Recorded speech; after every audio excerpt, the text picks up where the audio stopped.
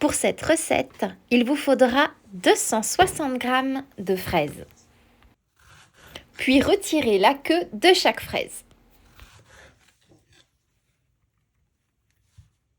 Et gardez les queues de fraises pour par exemple faire un sirop de fraises. Puis coupez chaque fraise en petits morceaux. Déposez-les dans un bol et passons maintenant à l'étape de la macération. Ajoutez 2 cuillères à soupe de sucre vanillé. Le sucre vanillé ajoute à la garniture une saveur de vanille très délicate.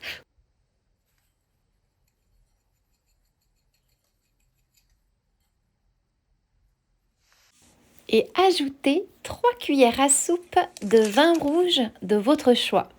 Mais choisissez un vin rouge fruité de préférence qui permettra de compléter la douceur des fraises.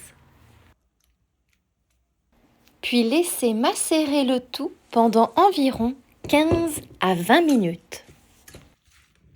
Préparons maintenant la crème de fraise avec 250 g de fromage mascarpone.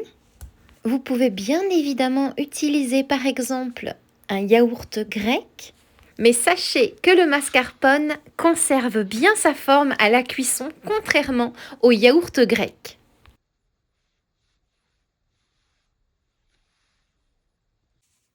Ajoutez le zeste d'un citron.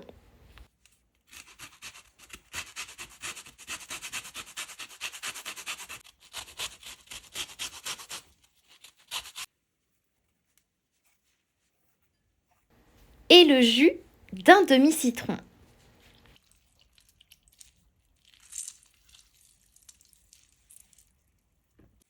Ajoutez maintenant 2 cuillères à soupe de fécule de votre choix et c'est très important de la tamiser.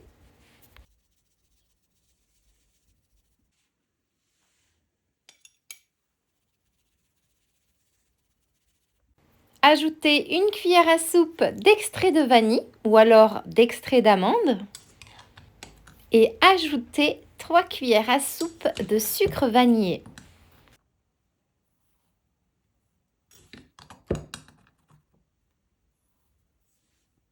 C'est le moment de filtrer vos fraises.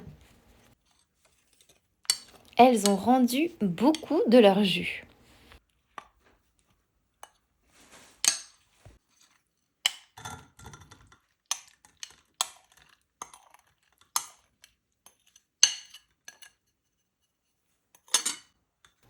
Et pensez surtout à garder ce jus. Vous allez voir que nous allons en faire quelque chose de vraiment très intéressant à la fin de la recette.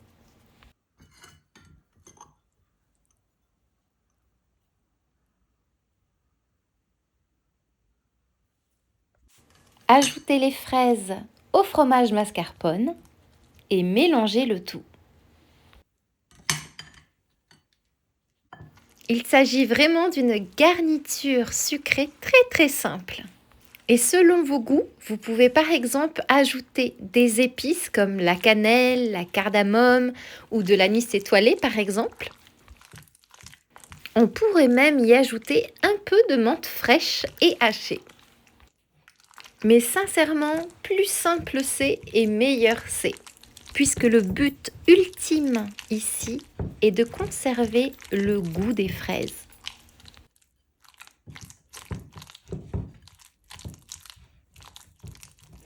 Déroulez maintenant une pâte feuilletée et déposez la garniture sur une moitié. Bien l'étaler en laissant quand même les rebords vides. Pliez la pâte feuilletée sur elle-même.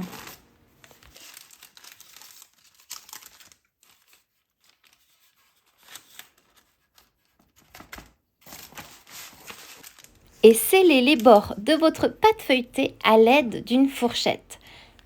Et surtout, n'oubliez pas les côtés. Pour la dorure, j'utilise un jaune d'œuf plus une cuillère à soupe de lait.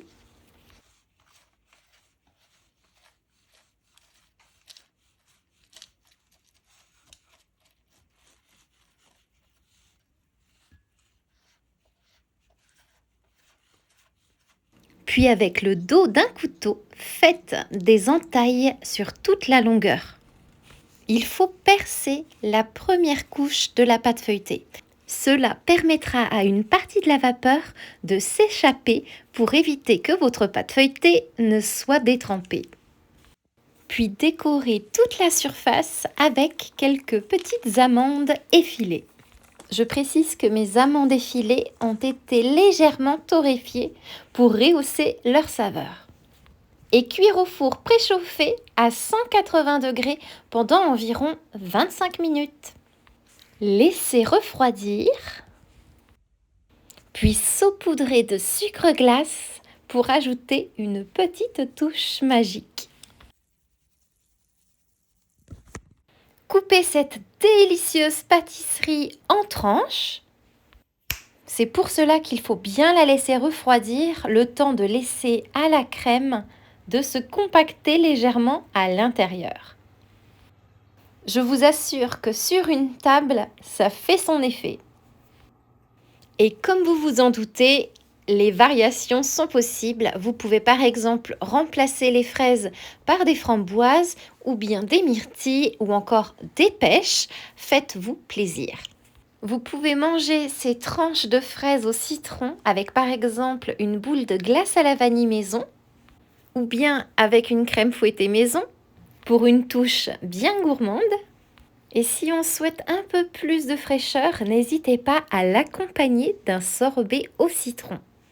Ces tranches feuilletées aux fraises sont parfaites pour le petit déjeuner ou pour un brunch du dimanche que l'on pourra déguster par exemple avec son café ou son thé du matin, histoire de débuter la journée avec douceur, ou alors un thé glacé maison, je vous ai déjà proposé la recette sur ma chaîne, ou bien encore une limonade. Et si vous avez quelque chose à fêter, je vous conseille un vin mousseux ou un champagne. Mais ce n'est pas fini, il reste ce fameux jus de macération que nous avions mis de côté. Nous allons simplement le réduire jusqu'à obtenir un coulis légèrement caramélisé. En 2-3 minutes à feu moyen, c'est prêt. Quand vous obtenez cette consistance, ce sera le moment de napper vos tranches de fraises. C'est vraiment le petit plus qui fait tout. C'est très très beau visuellement et alors c'est délicieux. Ça ajoute de la brillance. Et sachez que vous pouvez conserver ces petites douceurs jusqu'à 3 jours au frigo. Mais on peut aussi en préparer d'avance et les conserver au congélateur jusqu'à 3 mois. Et maintenant, il ne me reste plus qu'à vous souhaiter une délicieuse dégustation fruitée.